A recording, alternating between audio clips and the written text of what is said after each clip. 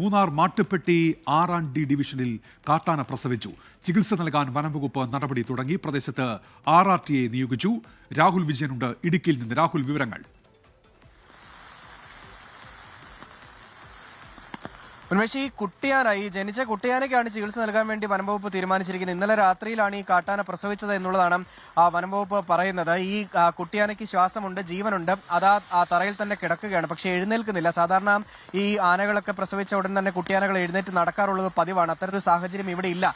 എന്താണ് സംഭവിച്ചതെന്നുള്ളത് വനംവകുപ്പ് വിശദമായിട്ട് തന്നെ പരിശോധിക്കുന്നുണ്ട് എന്നുള്ളതാണ് മനസ്സിലാക്കുന്നത്. മാട്ടുപ്പെട്ടിയും R&D ഡിവിഷനിലാണ് ഈ കാട്ടാന ഉള്ളത്. രണ്ട് കാട്ടാനകൾ ഈ കുട്ടിയാനയ്ക്കൊപ്പം അവിടെ നിലയുറപ്പിച്ചിട്ടുണ്ട്. പ്രത്യേക RRT ടീമിനെ മൂന്നാർ റേഞ്ച് ഓഫീസർ നിയോഗിച്ചു എന്ന് പറയുന്നുണ്ട്. മാത്രമല്ല, തേക്കടിയിൽ നിന്ന് വെറ്റിനറി ഡോക്ടർ എത്തി വിശദമായി തന്നെ ആനയെ പരിശോധിക്കും. ഈ കാട്ടാനകൾ നിൽക്കുന്നത് കൊണ്ട് തന്നെ ഈ കുട്ടിയാനെ പരിശോധിക്കുക അത്ര എളുപ്പമായിരിക്കില്ല എന്നുള്ള കാര്യം കൂടി വനംവകുപ്പ് പറയുന്നുണ്ട്. ഈ ആനകളെ അവിടെ നിന്ന് മാറ്റിയതിനു ശേഷം ഈ കുട്ടിയാനയെ ചികിത്സയ്ക്ക് മാറ്റുന്നതിന് വേണ്ടിയുള്ള നടപടി ഉണ്ടാകും എന്നുള്ളതാണ് അറിയുന്നത്. ഏതെങ്കിലും വിധത്തിൽ ഈ വലിയ ആനകൾക്ക് ഈ പിടിയാനകൾക്ക് മയക്കുവെടി വെക്കുകയോ അല്ലെങ്കിൽ അത്തരത്തിൽ അവരെ മാറ്റാനുള്ള നടപടി ഉണ്ടാകാൻ സാധ്യത വളരെ കുറവായിരിക്കും. എന്നിരുന്നാലും ഈ കുട്ടിയാനയ്ക്ക് എന്താണ് പറ്റിയത്? ജനവാസ മേഖലയ്ക്ക് അടുത്താണ്, ആളുകൾ കാണുന്ന ഒരു പ്രദേശമാണ്.